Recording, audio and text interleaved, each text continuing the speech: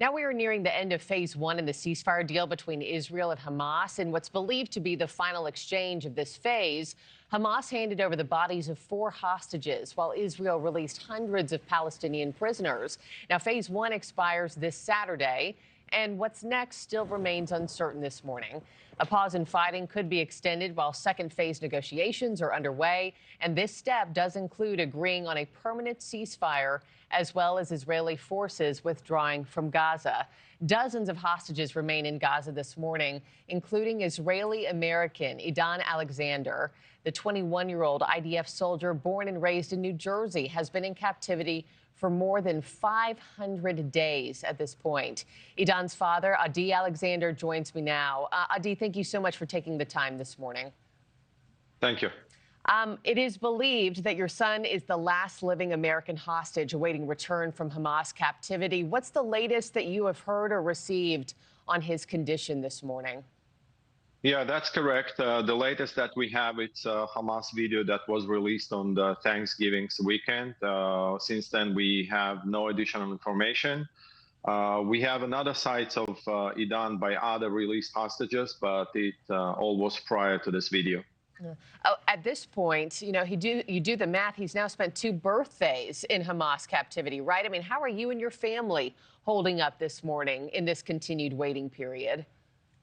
We have to stay strong. I mean, we had signs of life from Edan since the beginning. He was seen in those tunnels back in October and also in November. And then this video came up.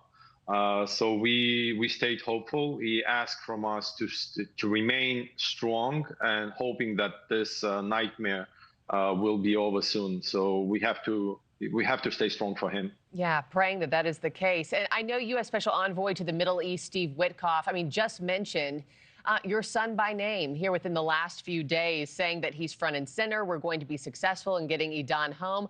What did that mean to you as his father? I mean, to hear those words that your son is a top priority for the United States. It really means a lot. I mean, we know he's front of center, and the president wants him. Steve Witkoff wants him. And hopefully this time it will be enough time for diplomacy to work, and we will see him really, really soon. Mm-hmm. I know Witkoff could be headed to the Middle East as soon as Sunday.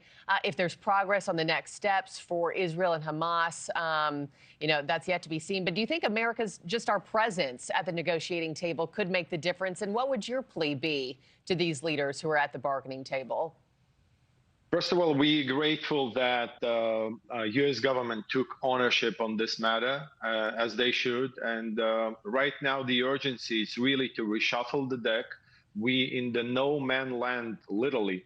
As for the second phase, we have to reshuffle this deck and start over and put everybody back to the bargain table. Mm-hmm.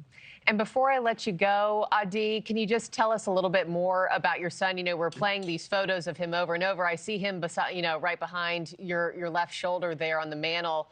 Who is he? What's your relationship like with him as dad and son? Just a, you know, great all-American kid, a great athlete, a great swimmer, graduated from the high school, just an average Jersey boy that found himself on this border on October 7 and was taken captive. But, you know, we strong, hopeful, and we will see him really soon. Yeah, and we're playing this video of him dancing. He just looks like full of life and love and energy. What's the first thing you're going to say to him or do together when you get him back?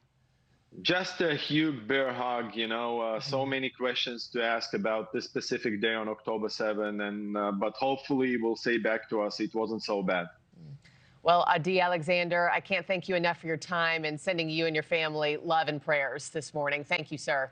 Thanks for watching, everybody. Go to joinnn.com to find NewsNation on your television provider. Also, don't forget to click that red subscribe button below to get more of NewsNation's fact-driven, unbiased coverage.